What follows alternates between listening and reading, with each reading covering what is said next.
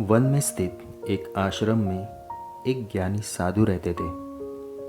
ज्ञान प्राप्ति की लालसा में दूर दूर से छात्र उनके पास आया करते थे और उनके सानिध्य में आश्रम में ही रहकर शिक्षा प्राप्त किया करते थे। आश्रम में रहकर शिक्षा प्राप्त करने वाले छात्रों में से एक छात्र बहुत आलसी था। उसे समय व्यर्थ गंवाने और आज का काम कल पर टालने की बुरी आदत थी। साधु को इस बात का ज्ञान था, इसलिए वे चाहते थे कि शिक्षा पूर्ण कर आश्रम से प्रस्थान करने के पूर्व वह छात्र आलस्य छोड़कर समय का महत्व समझ जाए।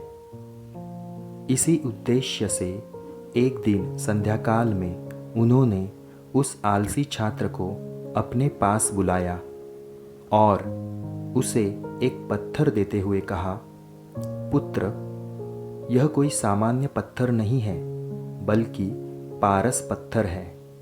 लोहे की जिस भी वस्तु को यह छू ले वह सोना बन जाती है। मैं तुमसे बहुत प्रसन्न हूँ, इसलिए 2 दिनों के लिए ये पारस पत्थर तुम्हें दे रहा हूँ। इन 2 दिनों में मैं आश्रम में नहीं रहूँगा। मैं पड़ोस के गांव में रहने वाले अपने एक मित्र के घर पर जा रहा हूँ। जब वापस आऊँगा तब तुमसे ये पारस पत्थर ले लूँगा। उसके पहले जितना चाहो उतना सोना बना लो। छात्र को पारस पत्थर देकर साधु अपने मित्र के गांव चले गए। इधर छात्र अपने हाथ में पारस पत्थर देख बहुत प्रसन्न हुआ। उसने सोचा कि इसके द्वारा मैं इतना सोना बना लूँगा कि मुझे जीवन भर काम करने की आवश्यकता नहीं रहेगी और मैं आनंदपूर्वक अपना जीवन व्यतीत कर पाऊँगा। उसके पास 2 दिन थे। उसने सोचा कि अभी तो पूरे 2 दिन शेष है।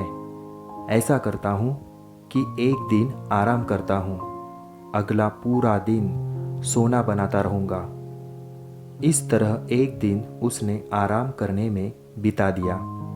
जब दूसरा दिन आया तो उसने सोचा कि आज बाजार जाकर ढेर सारा लोहा ले आऊँगा और पारस पत्थर से छूकर उसे सोना बना दूँगा। लेकिन इस काम में तो अधिक समय लगेगा नहीं, इसलिए पहले भरपेट भोजन करता हूँ, फिर सोना बनाने में जुट जाऊँगा। भरपेट भोजन करते ही उसे नींद आने लगी। ऐसे में उसने सोचा कि अभी मेरे पास शाम तक का समय है, कुछ देर सो लेता हूँ। जागने के बाद सोना बनाने का काम कर लूँगा। फिर क्या, वह गहरी नींद में सो गया।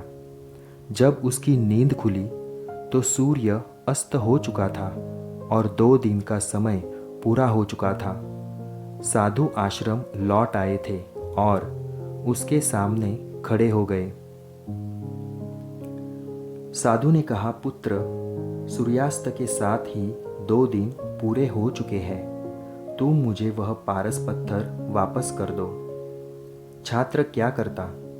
आलस के कारण उसने अमूल्य समय व्यर्थ गवा दिया था और साथ ही धन कमाने का एक सुअवसर भी। उसे अपनी गलती का एहसास हो चुका था और समय का महत्व भी समझ आ गया। वह पछताने लगा। उसने उसी क्षण निश्चय किया कि अब से वह कभी आलस नहीं करेगा। जीवन में उन्नति करना चाहते हैं तो आज का काम कल पर टालने की आदत छोड़ दे। समय अमूल्य है, इसे व्यर्थ ना गवाएं, क्योंकि एक बार हाथ से निकल जाने के बाद समय कभी दोबारा वापस नहीं आता। धन्यवाद।